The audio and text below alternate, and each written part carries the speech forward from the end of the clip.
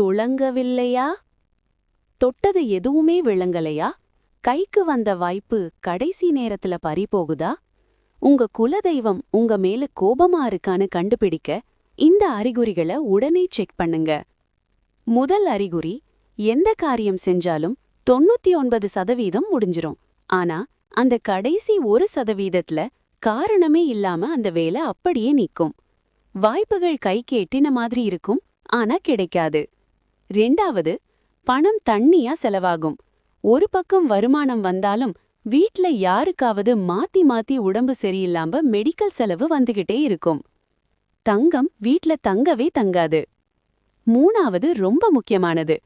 வீட்ல கல்யாணம், குழந்தை பாக்கியம்னு சுபகாரியங்கள் காரணமே இல்லாம வருஷக்கணக்கா தள்ளி போயிட்டே இருக்கும்.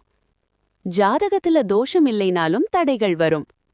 இதனுடைய ஃபுல் வீடியோ நம்ம யூடியூப் சேனல்ல இருக்குது, செக் பண்ணி பார்த்துக்கோங்க. இதுக்கு என்ன பரிகாரம் அதையும் நான் அந்த வீடியோல சொல்லியிருக்கேன். அதை செஞ்சு உங்க குலதெய்வத்தோட அருளை பெறுங்கள். இது போன்ற தகவல்களுக்கு நம்ம தெய்வ ரகசியம் சேனலை மறக்காம சப்ஸ்கிரைப்